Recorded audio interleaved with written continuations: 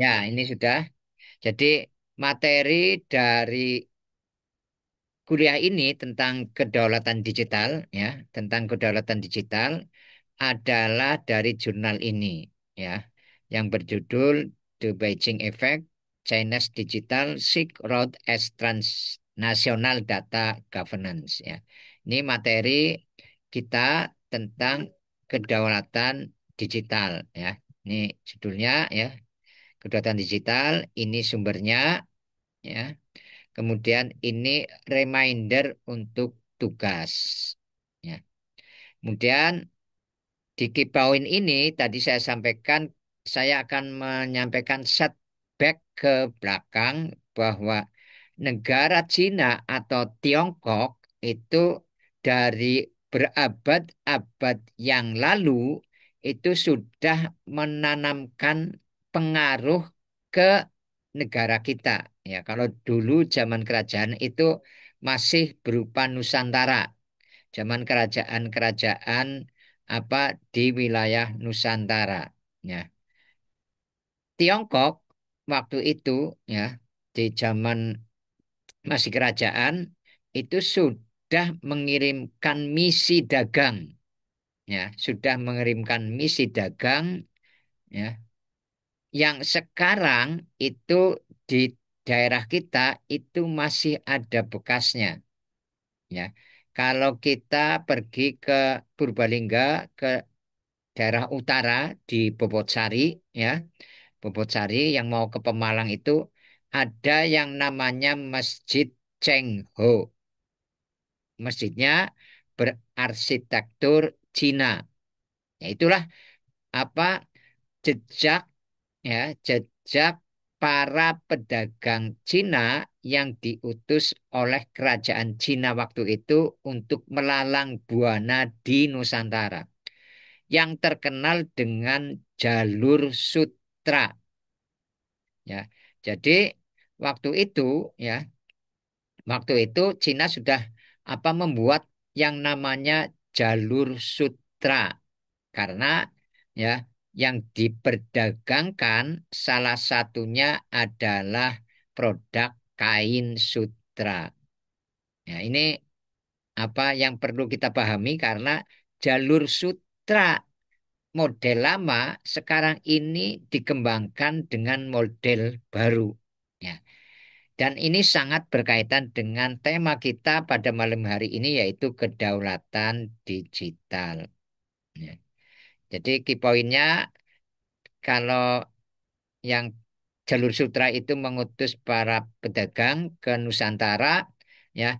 Kalau ini perusahaan-perusahaan Tiongkok yang merupakan entitas swasta seringkali berada di bawah pengaruh atau kendali langsung pemerintah Tiongkok, tapi memperluas model tata kelola secara global. Artinya apa? Ekspansi bisnisnya itu secara global, termasuk ke Indonesia. Dulu ekspansi bisnisnya itu dengan pelayaran, ya, dengan pelayaran Laksamana Cheng Ho, makanya yang diutus adalah Laksamana. Jenderalnya apa ya? Jenderalnya laut, ya, jenderal laut, angkatan laut itu Laksamana. Ya, itu. Jadi jalur sutranya dulu itu lewat jalur laut, sekarang ini lewat perusahaan swasta yang melakukan ekspansi secara global.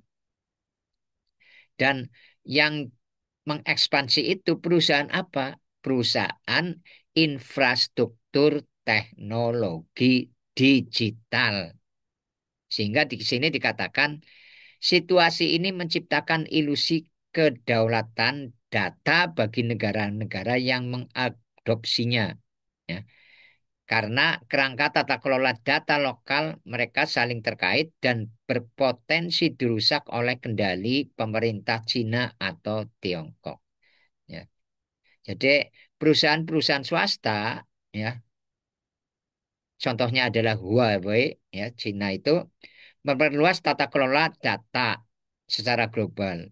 Jadi nanti ada contohnya perusahaan yang berasal dari Cina itu apa memberikan bantuan infrastruktur digital kepada negara-negara Afrika. Sehingga perlunya pembangunan infrastruktur hukum yang mendukung pengembangan digital sambil menjaga otonomi nasional atau tata kelola data. Jadi kalau Cina itu membangun jalur sutra tradisional, sekarang ini membangun jalur sutra digital. Nah, di sini dikatakan di paper ini perlunya ada membangun regulasi infrastruktur hukum ya supaya otonomi nasional itu terjaga. Jadi kemerdekaan negara yang bersangkutan itu terjaga artinya mempunyai kedaulatan digital.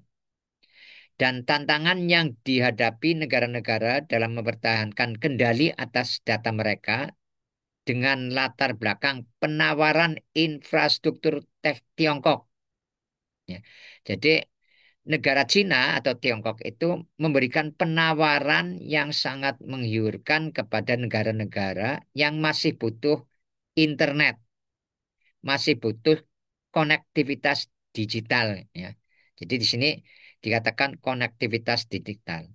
Ya. Dan ini nantinya akan melemahkan kerangka tata kelola data lokal karena pengaruh kendali Tiongkok yang terus berlanjut. Ya. Jadi pemerintah Tiongkok itu memberikan bantuan konektivitas digital. Dan menurut paper ini nantinya harus hati-hati karena akan melemahkan ya tata kelola data lokal negara yang bersangkutan. Nah, ini dimulai dari semacam warning ya. Dan di sini dikatakan ya, pengaruh digitalisasi konektivitas internet di banyak negara yang dibantu oleh Cina atau Tiongkok itu disebut dengan efek Beijing. Ya, efek Beijing itu berisi bahwa ada yang namanya tata kelola transnasional yang menyoroti semakin besarnya pengaruh Tiongkok melalui penyediaan infrastruktur digital ke pasar negara berkembang. Jadi, semakin besarnya pengaruh Tiongkok melalui penyediaan infrastruktur digital ke pasar negara berkembang. Itulah yang dinamakan sebagai Beijing Effect. Inti dari strategi Tiongkok adalah inisiatif jalur sutra digital. Itulah yang saya sampaikan di awal tadi. Kalau dulu Laksamana Cheng Ho itu membangunnya adalah jalur sutra pelayarannya, ya. Sekarang ini jalur sutra digital. Dan inilah yang dikatakan yang membedakan dari cara Uni Eropa dan Amerika Serikat menggunakan pengaruh peraturan dan membentuk tata kelola data global ya. Jadi dikatakan di sini kalau Uni Eropa dan Amerika Serikat itu untuk mempengaruhi negara berkembang kaitannya dengan digitalisasi itu mempengaruhinya peraturannya. Jadi negara-negara berkembang didorong membuat peraturan yang menguntungkan negara Uni Eropa dan Amerika Serikat itu. Tetapi kalau Tiongkok itu bukan melalui peraturan tapi melalui bantuan secara langsung ya berupa infrastruktur internet. Nah, inilah yang membedakan sehingga lebih masif pengaruhnya. Dan dikatakan di sini melalui analisis terperinci paper yang kita bahas ini mengungkapkan peran perusahaan teknologi Tiongkok dalam telekomunikasi global dan e-commerce yang menunjukkan kendali Beijing terhadap perusahaan Tiongkok di luar negeri. Jadi tadi sudah saya sebut satu perusahaan besar Tiongkok yang namanya Huawei. Itu infrastruktur telekomunikasi global. Dan yang e-commerce itu tentu saja kalian sudah paham yang paling terkenal adalah Alibaba, yang kedua adalah TikTok ya. TikTok Shop itu juga e-commerce. Walaupun TikTok Shop sempat ditutup, tetapi tik- TikTok Shop itu pintar ya setelah ditutup menggandeng brand lokal, marketplace lokal yang dinamakan Tokopedia.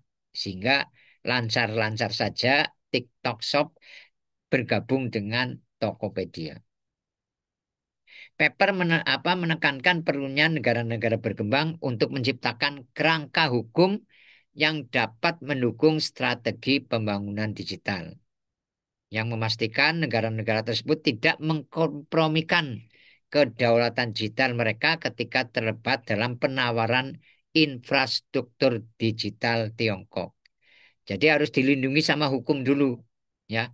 Parlemennya menyediakan regulasi-regulasi sehingga kalau ada bantuan-bantuan luar negeri dari negara manapun, ya, termasuk Cina, itu sudah ada perlindungannya. Kedaulatan data dapat dilindungi. Itu intinya itu. Nah, kedaulatan digital itu apa? Ya, kedaulatan digital adalah kontrol dan kekuasaan atas data, teknologi, dan infrastruktur digital suatu negara atau wilayah. Jadi, kedaulatan digital adalah kontrol atau kekuasaan atas data, teknologi, dan infrastruktur digital suatu negara atau wilayah. Ya, masuk akal ya kalau semua konektivitas telekomunikasi, infrastruktur internet itu dibantu oleh perusahaan Cina. Sehingga negara yang bersangkutan akan tergantung dalam hal kontrol kekuasaan atas data, teknologi dan lain sebagainya. Ya. Karena teknologi digital itu ya tentu saja ada yang dinamakan admin, super admin dan lain sebagainya. Ya. Saat mungkin super adminnya masih dipegang oleh negara yang memberikan bantuan. Ya, sehingga tidak bisa berdaulat penuh ya kalau menggunakan infrastruktur yang berasal dari bantuan itu. Kedaulatan digital mencakup kemampuan untuk melindungi data sensitif, ya, mengatur internet, mengontrol arus informasi, dan memastikan keamanan serta privasi lingkungan digital. Jadi yang harus berdaulat itu termasuk data ya, data kependudukan ya, itu merupakan data sensitif sehingga tidak boleh di-share ke pihak yang tidak bertanggung jawab. Satu contoh ya, saya kemarin mendapatkan informasi ya di pemerintah Kabupaten Purbalingga itu sudah apa Dinas Catatan Kependudukan dan Catatan Sipil ya itu menurut kepala dinasnya ya menurut kepala dinasnya data dari Dinas Kependudukan dan Catatan Sipil itu boleh diakses oleh dinas lain atau instansi lain. Data-data kependudukan itu boleh diakses oleh instansi lain. Tetapi ada aturannya di situ dengan adanya Undang-Undang Perlindungan Data Pribadi. Jadi data yang diakses itu tidak boleh digunakan semena-mena. Jadi hanya bisa menggunakan data saja, tidak boleh mengcopy dan membagikan lagi. Itu aturannya. Ya. Itulah yang dinamakan melindungi data sensitif. Jadi datanya yang dilindungi. Jadi walaupun dinas itu bisa mengakses ya data dari Dinas Pendudukan dan Catatan Sipil, tetapi tidak bisa mengkopinya atau membagikannya. Itu contohnya. Mengatur internet ya. Ya tadi saya sampaikan ya. Di apa internet itu ya lalu lintasnya ya itu ada admin, super admin ya. Yang paling awal adalah yang paling tinggi wewenang tentu saja yang mempunyai jaringan ya, owner dari jaringan ya. Ownernya bisa menjadi super admin. Masing-masing negara ada adminnya ya. Kemudian ada operator yang paling bawah. Jadi bagaimanapun juga infrastruktur teknologi itu yang mengatur adalah yang punya ya. Dalam bentuk super admin atau apa ya, yang wewenangnya paling tinggi di situ. sehingga bisa mengontrol arus informasi dan bisa mematikan jaringan semuanya. Ya. Jadi umpamanya jaringan super global sekarang ini internet itu pusatnya di Amerika. Ya. Amerika ya tiba-tiba mematikan jaringan internet pusat sehingga semua orang tidak bisa akses internet. Ya, kita sering sering terjadi ya dalam apa dalam satu waktu umumnya dalam waktu 10 menit aja jaringan WA itu bermasalah, berhenti, itu sudah menjadi berita besar. Itulah arus informasi ya. Sudah menjadi berita besar, pasti banyak yang apa memberitakan banyak cuitan-cuitan di Twitter atau media sosial yang lain. Itu hanya 10 menit, bukan hanya 10 menit mungkin ya, hanya 5 menit atau 1 menit aja mungkin ada yang sudah komplain di situ. Ya, ya itulah kita itu sebenarnya sangat rentan terhadap kedaulatan data, ya, sangat rentan. Kalau masa perang umpamanya, ya, itu yang punya internet mematikan semua, udah kita nggak bisa apa-apa. Kemudian kedaulatan digital itu menjadi semakin penting karena ketergantungan yang meningkat pada teknologi informasi dan komunikasi dalam aktivitas ekonomi, sosial, politik, dan keamanan. Ya, yang sering saya katakan sekarang itu kita sudah sangat tergantung pada teknologi. Sehingga kalau arus informasi teknologi itu dimatikan, ya aktivitas ekonomi kita, aktivitas sosial kita, politik dan keamanan itu terganggu. Bayangkan umpamanya ketika kita sedang punya hajat besar pemilu umpamanya. Kita mengadakan pemilu, tahu-tahu internetnya dimatikan. Ya. Tahu-tahu internetnya dimatikan. Kita nggak bisa apa-apa. Ya. Kalau yang mati itu dari pusatnya. Ya. Itu karena kita hanya menjadi pengguna di sini menjadi salah satu jaringan, salah satu bagian jaringan global internet. Ya. Salah satu bagian dari jaringan global secara keseluruhan internet. Kalau pas apa pemilu mati ya sudah, ya, itu rentannya di situ ya. Elemen kedaulatan digital yang pertama adalah perlindungan data. Ya. Data itu harus dilindungi sehingga ini nanti yang menjadi tugas kalian.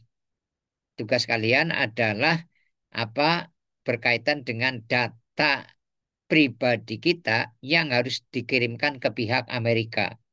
Ya, nanti ada beritanya. Mungkin sudah pernah saya katakan, sudah saya sampaikan juga di kelas. Ya. Jadi perlindungan data itu menjadi sesuatu yang harus kita upayakan. Ini wujud dari kedaulatan digital. Kalau data kita itu tidak bisa dilindungi dan bahkan diminta, nah itu dipertanyakan kedaulatan digital kita. Kedaulatan digital itu berkaitan dengan perlindungan data, diantaranya adalah melibatkan regulasi yang kuat terkait dengan pengumpulan, penyimpanan, dan penggunaan data. Tadi saya sampaikan ya, di Purbalingga, Dinas Kependudukan dan Catatan Sipil itu bagaimana penggunaan data antar instansi itu sudah ada regulasinya. Tapi kadang ya data kita itu tahu-tahu sudah digunakan oleh pihak lain. Contoh saya sering sekali ditelepon oleh orang yang tidak dikenal, tahu-tahu menawarkan kredit, asuransi atau apa. Yang kemungkinan datanya nomor HP saya itu didapat dari bank, ya, menawarkan kartu kredit dan lain sebagainya. Jadi data kita itu di-share atau malah dijual barangkali. Ya. Itu perlindungan data elemen yang pertama. Yang kedua adalah kontrol internet. Ya. Kedaulatan digital juga dapat mencakup upaya untuk mengatur internet baik melalui sensor dan pembatasan akses terhadap konten yang dianggap merugikan kepentingan negara maupun melalui pembatasan teknologi seperti firewall. Jadi internet konten-kontennya ya itu bisa dibatasi. Tidak boleh semuanya masuk. Dan ini yang saya pengalaman di negara Tiongkok ya, di Cina. Kalau saya ke Cina atau ke Tiongkok itu menggunakan apa sosial media yang biasa saya gunakan di Indonesia itu tidak mungkin. WA, Facebook, ya bahkan email itu tidak bisa diakses karena jaringannya mereka sudah tertutup. Ya, sehingga apa mereka itu mengontrol internet ya bisa menggunakan VPN ya Virtual Private Network. Saya install VPN dan saya bisa menggunakan Facebook atau buka Google ya, buka WA dan lain sebagainya di Cina atau Tiongkok. Tetapi itu pun tidak real time. WA pagi-pagi apa malam baru bisa terbaca, baru bisa sampai. Ya, itu karena mereka itu apa mengontrol lalu lintas informasi. Ya, mungkin kalau dianggap tidak bisa, tidak membahayakan, dilewatkan, diloloskan dan lain sebagainya. Ya. Dan yang bekerja tentu saja mesin ya, tentu saja mesin. Nah, inilah perlunya kontrol internet dari yang pertama ya kaitannya dengan kejahatan. Yang kejahatan, yang kedua ya keamanan nasional barangkali ya. Yang ketiga dari sisi mungkin moral ya, etika seperti pornografi dan lain sebagainya itu bisa dikontrol internetnya. Yang keempat tadi yang kaitannya dengan apa kriminalitas seperti judi ya. Judi juga sebenarnya bisa dikontrol, tapi pinter-pinternya penyedia layanan judi mungkin apa servernya di luar negeri atau apa sehingga tidak bisa sepenuhnya dikontrol oleh pemerintah kita. Elemen berikutnya yaitu keamanan cyber. Ya, tadi berkaitan keamanan internet ya, kontrol internetnya. Berikutnya adalah keamanan cyber, melindungi infrastruktur digital dari ancaman cyber, termasuk serangan dari negara lain, kelompok teroris atau penjahat dunia maya. Dan ini perlu ada pengembangan kebijakan dan lain sebagainya. Jadi yang keamanan cyber ini yang disasar adalah jaringannya, ya, jaringan serangan-serangan dari negara lain, ya, yang kemungkinan akan menyerang kita. Kalau tadi Kak kontrol internet itu konten internetnya ya harus dikontrol. Ya. Kalau ini keamanan cyber itu jaringannya juga harus dikontrol. Kalau kita tidak bisa mengontrol jaringan kita, berarti kita tidak bisa atau tidak mempunyai kedaulatan digital. Ya. Jadi di dalam dunia keamanan ya keamanan di internet, keamanan cyber itu ada dua ya, dua keahlian. Yang pertama adalah keamanan di internal ya, keamanan aplikasi. Ketika orang membuat aplikasi, aplikasi yang harus rapat sekali, tidak bisa ditembus oleh orang lain. Itu keahlian keamanan juga ya, keamanan application. Security application. Kemudian keahlian yang tidak kalah penting adalah keamanan jaringan. Itu juga sangat penting supaya data kita tidak bisa ditembus oleh orang lain. Ya. Ini keamanan cyber. Kemudian perlu juga ya elemen kedaulatan digital itu adalah kebijakan digital. Negara-negara seringkali mengembangkan kebijakan dan regulasi yang mempromosikan kedaulatan digital termasuk subsidi untuk teknologi nasional. Ada insentif untuk penelitian, pengembangan teknologi, serta dukungan pertumbuhan infrastruktur digital. Jadi harus ada insentif dari pemerintah supaya para pengembang peneliti ya, peneliti itu mau apa? Peneliti itu produktif dan bisa apa mengembangkan teknologi. Ya, itulah yang perlunya ada kebijakan ke arah sana. Berikutnya adalah kemandirian teknologi, ya, merupakan elemen kedaulatan digital. Ya. Penting bagi suatu negara untuk memiliki kemandirian dalam teknologi informasi dan komunikasi termasuk kemampuan mengembangkan, memproduksi, dan memelihara infrastruktur dan perangkat lunak yang diperlukan untuk mendukung ekonomi digital. Kita perlu apa ya, berbenah diri untuk hal ini. Karena hampir ya kita kita itu hampir tidak punya kemandirian teknologi. Silahkan diamati di sekitar kita atau barang-barang yang kita pakai yang berupa teknologi, terutama teknologi canggih. Hampir tidak ada yang made in Indonesia. Kita pakai HP sekarang made in mana? Saya pakai HP Samsung, Samsung ya, made in Korea. Laptop saya Apple made in Amerika. Ya. Kemudian saya punya TV di depan itu produknya Cina, made in Cina. Ya. Punya apa nih banyak teknologi di sini. Itu hampir ya impor semua. Apalagi teknologi informasi dan komunikasi. Itu impor semua. Sehingga kita tidak punya kemandirian. Sehingga di sini dikatakan sebagai Beijing Effect yang mengacu pada pengaruh yang dimiliki oleh Tiongkok dalam mempengaruhi kebijakan, regulasi, dan praktek terkait kontrol dan keamanan data digital di negara-negara lain. Aktor utama ya Beijing Effect dan jalur sutra digital adalah perusahaan swasta dari Tiongkok yang brandnya adalah Huawei dan TikTok. Jadi pengalaman saya ya ketika di Telkom dulu ya banyak alat-alat lab yang di apa ya semacam memberikan bantuan kepada lab-lab yang di perguruan tinggi itu Huawei.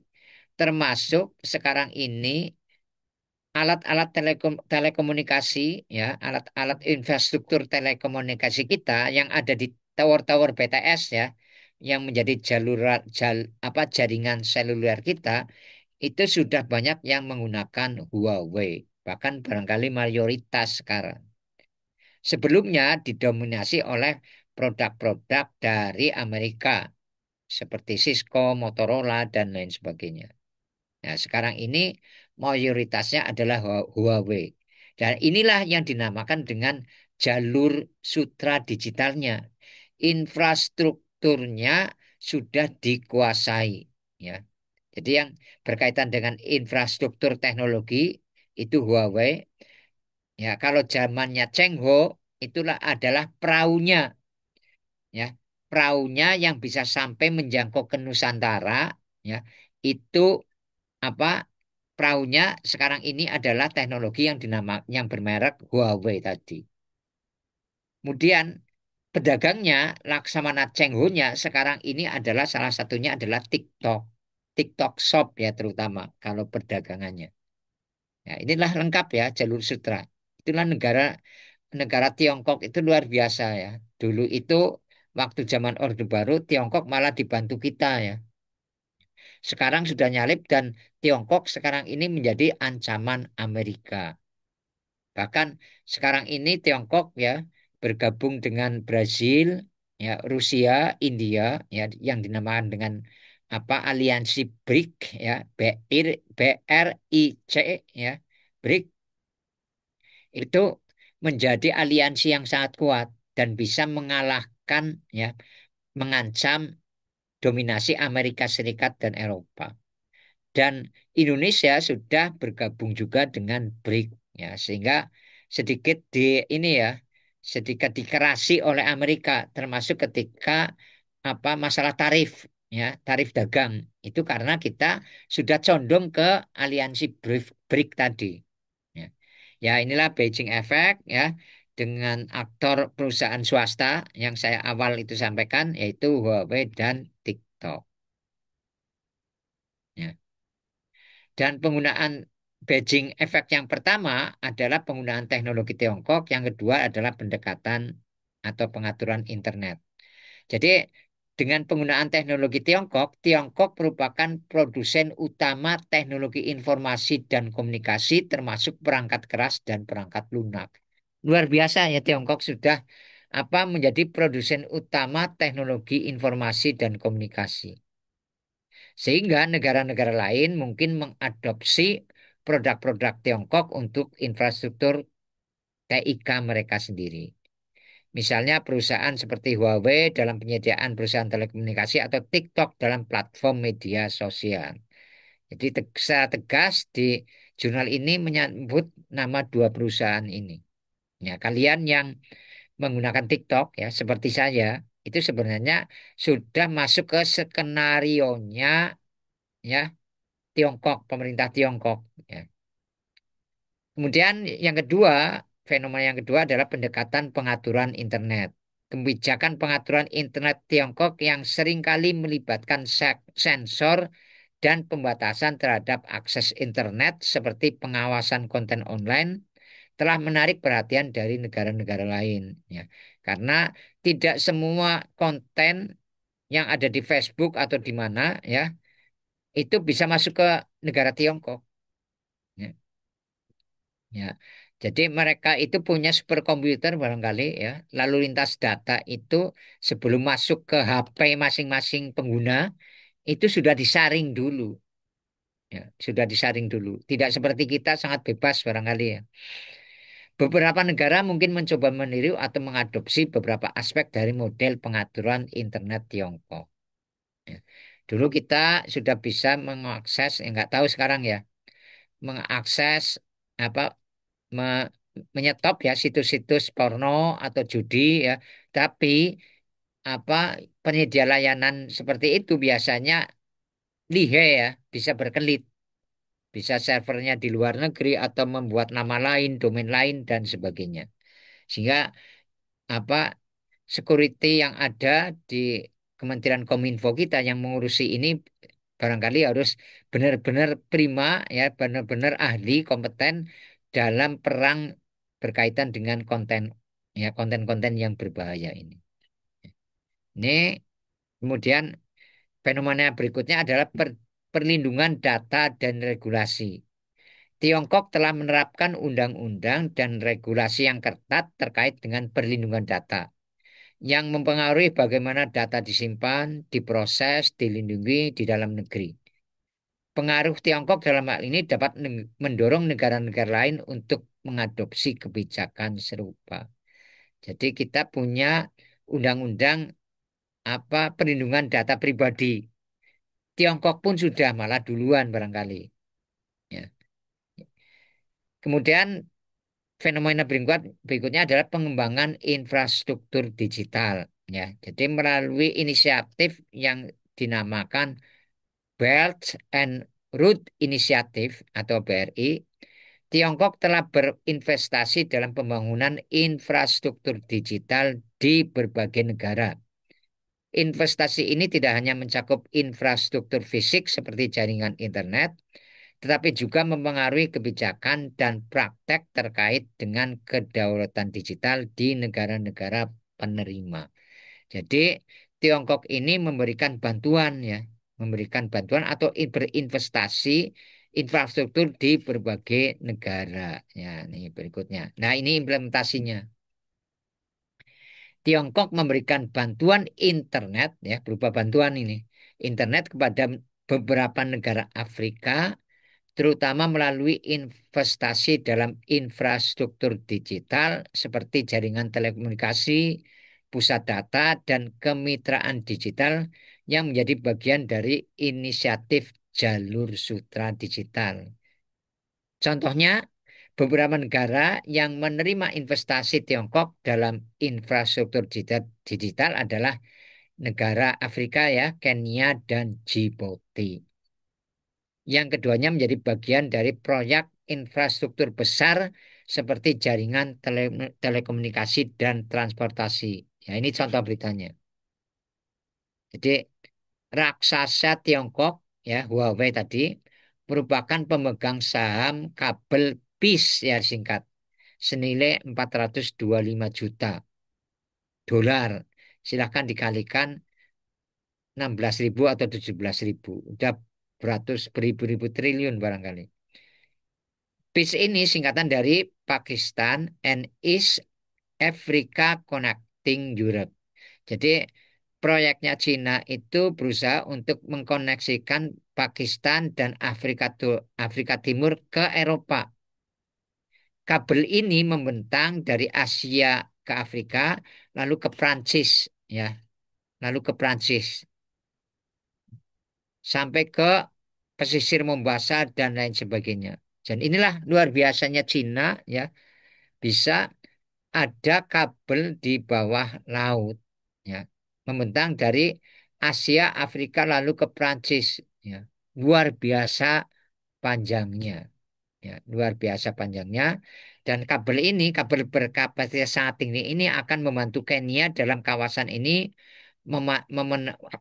apa, memenuhi kebutuhan kapasitas pita besar atau broadband dan lain sebagainya. Jadilah apa luar biasanya Cina memberikan bantuan sampai ke jaringan internet kabel di bawah laut. Jadi kalau jalur sutra yang tradisional itu lewat pelayaran kapal, ya, kapal laut. Jadi di permukaan laut. Sekarang ini jalur sutra digital, ya, digital kabelnya ada di dasar laut. Ya, itu bedanya. Dan sehingga ada suatu kekhawatiran, ya, beberapa analisis khawatir teknologi tersebut dapat digunakan, disalahgunakan oleh para pemimpin otoriter di benua Cina tadi, ya, di benua tersebut, ya, karena bisa mengontrol, ya. Kekhawatirannya terkait dengan keamanan, ya. Tapi harus ada apa, ya? Mereka bisa mengorbankan keamanan karena mereka itu butuh konektivitas, ya, kata pengamat ini. Jadi keamanan dikorbankan, ya. Saya yang penting punya internet, walaupun nanti internetnya bisa dikontrol oleh pihak Cina umpamanya. Itu mereka mendingan punya internet daripada tidak punya internet.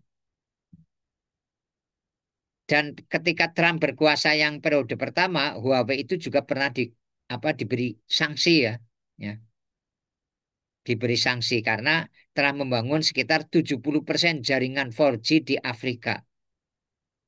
Namun Cina memenangkan perlombaan kekuatan lunak digital di benua itu. Jadi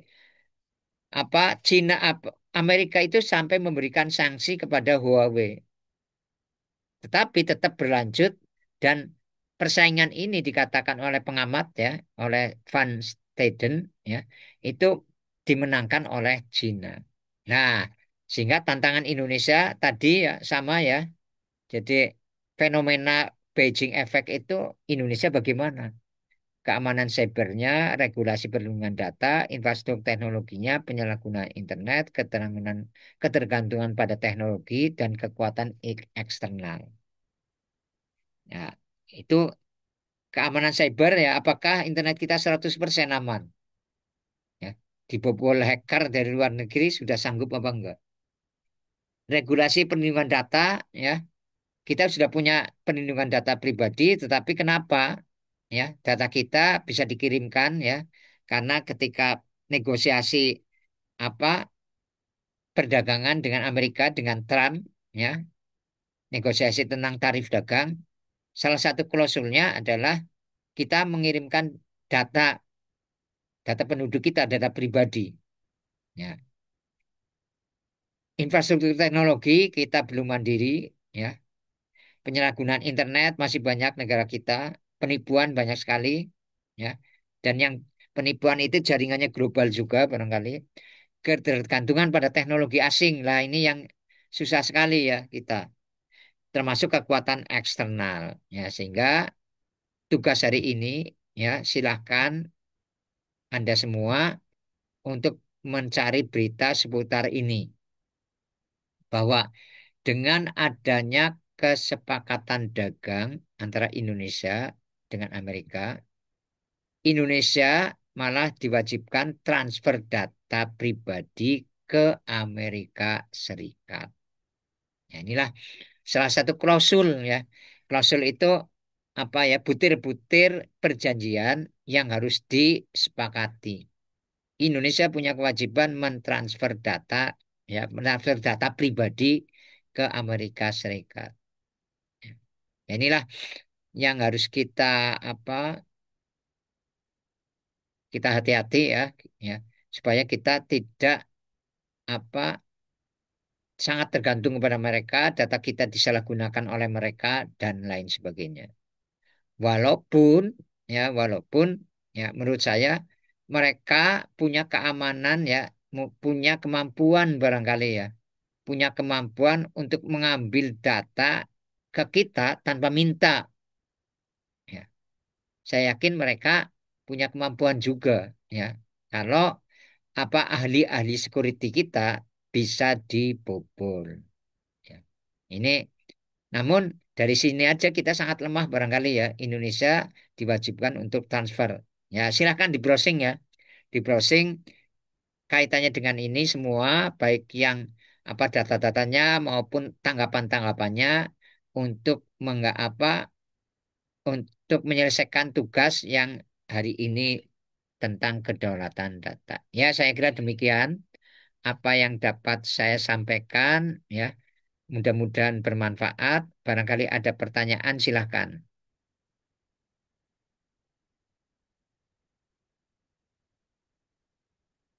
Kalau tidak ada, saya cukupkan sekian ya.